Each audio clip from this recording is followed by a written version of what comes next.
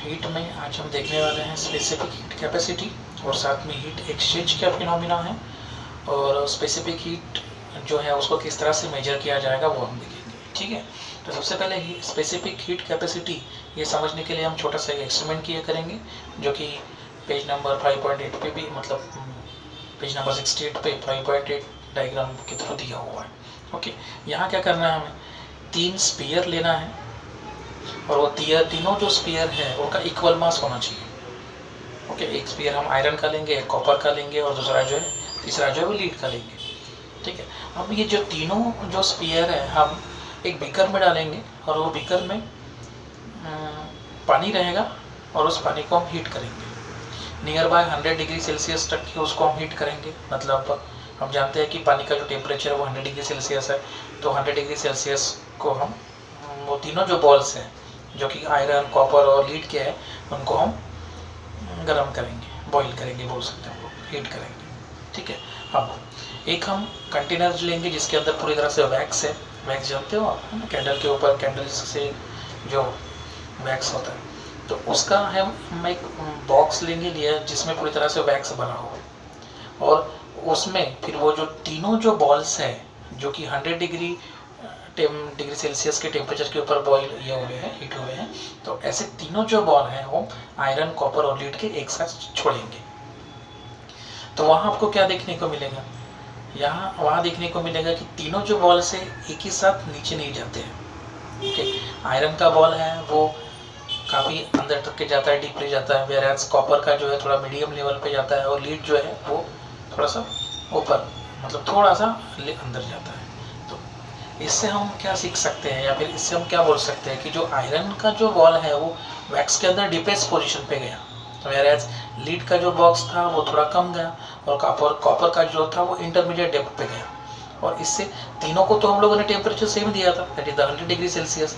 फिर यहाँ क्या हुआ, तो बेसिक जो है तीनों जो स्पीयर ने जो एनर्जी जो एब्जॉर्ब की थी, हीट एनर्जी जो एब्जॉर्ब की थी वो डिफरेंट एब्जॉर्ब की थी और इसी कारण से आयरन ने ज़्यादा हीट एब्जॉर्ब की इसलिए ज़्यादा अंदर गया, वो कॉपर मीडिएटर पोजीशन था उसने मीडियम हीट एब्जॉर्ब की, लीड ने कम हीट एब्जॉर्ब की, है ना। तो इस तरह से हम बोल सकते हैं। तो ये amount of heat absorb by the sphere, ये जो प्रॉपर्टी उसे कहा जाएगा स्पेसिफिक हीट कैपेसिटी। ओके, ये जो स्पेसिफिक हीट कैपेसिटी है उसमें unit mass object by 1 degree Celsius का एक इम्पोर्टेंट रोल है। ओके, तो हम बोल सकते हैं the amount of heat required to rise the temperature of a unit mass of an object by 1 degree Celsius is called as specific heat of that object. ये जो specific heat कैपेसिटी है जो हमने बात की उसको कैपिटल C से represent किया जाता है और कैपिटल ठीक है, और उसका जो SI यूनिट है, स्टैंडर्ड इंटरनेशनल यूनिट जो है वो जूल पर डिग्री सेल्सियस kg इस तरह से रहेगा और उसका CGS सेंटीमीटर ग्राम सेकंड जो यूनिट है वो रहेगा कैलोरीज पर ग्राम डिग्री सेल्सियस इस तरह से रहेगा। ओके, यहाँ एक चार्ट दिया है 5.9 में जिनमें अलग अलग जो सब्सटेंस है उनकी स्पेसिफिक हीट कैपेसिटी दिया है। जैसे हम लोगों ने आयरन का इस्तेमाल किया था तो आप देखोगे स्पेसिफिक हीट जो है 0.110 कैलोरीज पर ग्राम डिग्री सेल्सियस दिख रहा है। हम लोगों ने कॉपर का स्पीयर इस्तेमाल किया था 0.095, उसके बाद लीड है ना 0.033। तो इससे स्पेसिफिक हीट कैपेसिटी से हमें पहचान में आ रहा वो वैल्यू देख के 0.110, 0.095, 0.033। तो ये स्पेसिफिक हीट जो है वो आयरन की ज़्यादा है इसलिए उसने ज़्यादा एनर्जी स्टोर किया, कॉपर की उससे थोड़ी कम है, मर्क्यूरी और भी कम है इसलिए वो ऊपर की पोजीशंस पे रहा, मतलब कम एनर्जी उसने ली, लीस्ट एनर्जी ली हम बोल सकते हैं। ठीक है, तो ये जो कोई भी ऑब्जेक्ट की जो स्पेसिफिक हीट कैपेसिटी होती है जैसे मैंने बोला कि वो C से रिप्रेजेंट किया जाता है और ऐसे ही कोई अगर हम ऑब्जेक्ट लेते हैं विच कॉल्ड द मास हम बोल सकते हैं। तो मास अगर हम ऑब्जेक्ट का m लेते हैं और जो टेम्परेचर है वो टेम्परेचर इंक्रीज या फिर राइज टेम्परेचर को अगर हम चेंज इन राइज टेम्परेचर को हम अगर डेल्टी बोलते हैं तो heat absorb by the object वो क्या रहेगा, वो m इंटू C इंटू डेल्टी रहेगा। ओके, वेयरएज अगर हम स्पेसिफिक हीट फिर से C लेते हैं, मास ऑफ ऑब्जेक्ट अगर m लेते हैं और डिक्रीज इन टेम्परेचर जो है वो डेल्टी लेते हैं तो हीट एनर्जी एब्जॉर्ब जो है वो आपको mc डेल्टी मिलेगा, है ना। मतलब हम ये दोनों इक्वेशन से एक चीज़ बोल सकते हैं कि कि जो heat energy absorb by the object जो है वो हमेशा इक्वल होता है heat energy lost by that object. समझ लो है ना। तो ये कंसेप्ट है। उसके बाद नेक्स्ट जो है हीट एक्सचेंज करने के लिए एक छोटी सी एक्टिविटी दी है, वो हम करेंगे सो दैट इजीली आपको समझेगा। एक हम बॉक्स लेंगे, वो बॉक्स जो है हीट रेजिस्टेंस मटेरियल से पूरा तरह से घिरा हुआ है। मतलब व्हाट इट मीन कि उसके अंदर की जो हीट है, वो बॉक्स के अंदर की जो हीट है वो बाहर नहीं जाएगी because of heat resisting material के थ्रू। ठीक है, अब हम क्या करेंगे, उसके अंदर दो ऑब्जेक्ट को हम डालेंगे। एक हॉट ऑब्जेक्ट रहेगा, काफ़ी गर्म रहेगा, दूसरा जो है वो कोल्ड ऑब्जेक्ट रहेगा। ओके, यहाँ क्या होगा, यहाँ जो हॉट ऑब्जेक्ट जो है वो अपने पास की जो हीट एनर्जी जो है, अमाउंट ऑफ हीट एनर्जी जो है वो रिलीज करेगा, छोड़ेगा। वेयरएज कोल्ड ऑब्जेक्ट क्या करेगा, वो जो हीट एनर्जी जो रिलीज हो रही है फ्रॉम हॉट ऑब्जेक्ट से, उसको वो रिसीव करेगा। बराबर है ना, क्योंकि एक के पास एनर्जी, हीट एनर्जी बहुत ज़्यादा है, एक के पास एनर्जी काफ़ी कम है, तो वो क्या करेगा, एक्सचेंज करेगी। हीट एनर्जी एक्सचेंज होगी किसके बीच में, हॉट ऑब्जेक्ट और कोल्ड ऑब्जेक्ट के बीच में। और एक समय आएगा कि जब दोनों का जो एक्सचेंज जो है वो बैलेंस हो जाएगा, दोनों का टेम्परेचर सेम हो जाएगा, उस समय ये हीट एक्सचेंज प्रोसेस जो है वो रुक जाएगी। तो हम लोग बोल सकते हैं कि heat energy loss by the hot object और heat energy gain by the cold object ये हमेशा इक्वल होता है।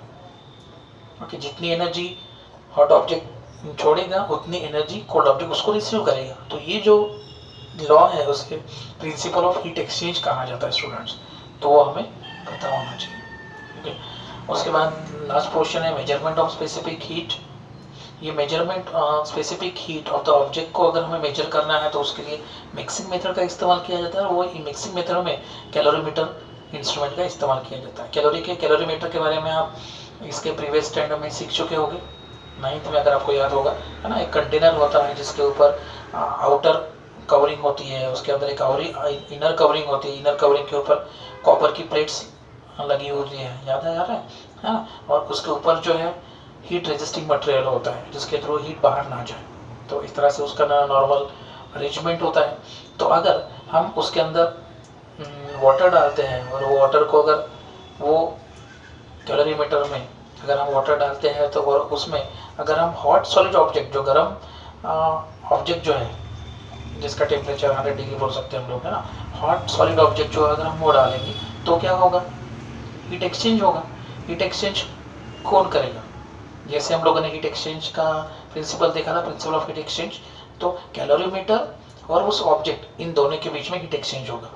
वो ऑब्जेक्ट जो है हीट देगा और उसे लेगा कौन, कैलोरीमीटर लेगा। तो केवल कैलोरीमीटर ही उस हीट को एब्जॉर्ब करेगा क्या, नहीं, उसके साथ में उसके अंदर जो पानी भी है वो भी तो हीट एब्जॉर्ब करेगा। बराबर।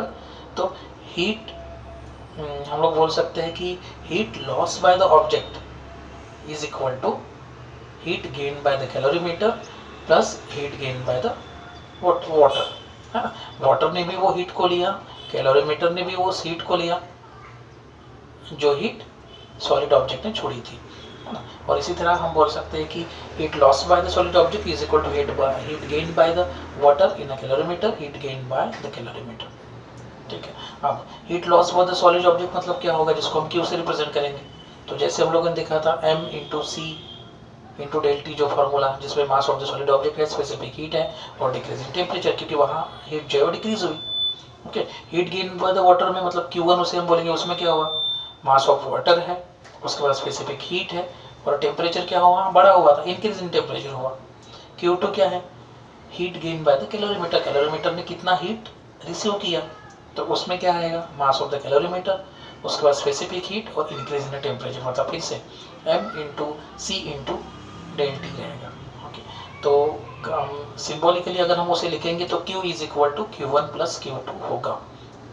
तो इससे हम ये बोल सकते हैं कि ये इक्वेशन से Q is equal to Q1 plus Q2, या फिर heat by hot object, heat loss by the hot object is nothing but the heat gain by the calorimeter plus heat gain by the water, ये दोनों equation से हम specific heat वो निकाल सकते हैं। ठीक है स्टूडेंट, एक सॉल्व प्रॉब्लम है वो हम यहाँ देख लेंगे कि how much heat energy is necessary to raise the temperature 5 kg for water to the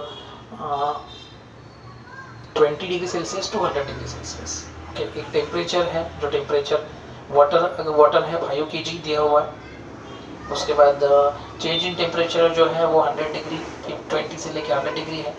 तो सबसे पहले हम चेंज इन टेम्परेचर निकालेंगे, दोनों का डिफरेंस, जो ज़्यादा टेम्परेचर उसमें से छोटा टेम्परेचर सब ट्रैक करेंगे। तो 100 - 20 हो जाएगा 80, बराबर। मास कितना है उस वाटर का, ये है 5 kg, मतलब m है। हम जानते हैं C मतलब स्पेसिफिक हीट कैपेसिटी जो है वो उसका स्टैंडर्ड यूनिट 1 किलो कैलोरी पर kg होगा। और अभी हमने प्रिंसिपल देखा था कि हीट, जो स्पेसिफिक हीट कैपेसिटी की जो डेफिनेशन देखी थी कि energy to supply of water is equal to energy gain by water होगा, है ना। तो mass of water mc ∆T जो फॉर्मूला दे वो है इस्तेमाल करेंगे, where m is the mass of the water, c जो है स्पेसिफिक हीट है, ∆T जो है वो चेंज इन टेम्परेचर है। तो मास है 5, c जो है यहाँ 1 है, और ∆T अभी हमने निकाला 80, दैट इज द 100 - 20। हम दोनों को अगर मल्टीप्लाई करते हैं 5 × 1 × 80 तो ये मिलेगा 400 किलो कैलोरीज, ठीक है। मतलब 5 किलोग्राम वाटर के लिए अगर टेम्परेचर हमें 20 से 100 डिग्री सेल्सियस तक बढ़ाना है तो लगने वाली जो हीट एनर्जी है वो हमें 400 किलो कैलोरीज इतनी लगेगी। समझ रहे स्टूडेंट, ठीक है। तो यहाँ ओवरऑल हीट की चैप्टर खत्म हो रहा है। काफ़ी इजी और कंसेप्चुअल चैप्टर था, एप्लीकेशन बेस्ड ये चैप्टर था। आई होप आप लोगों को अच्छे से समझा होगा। Thank you students.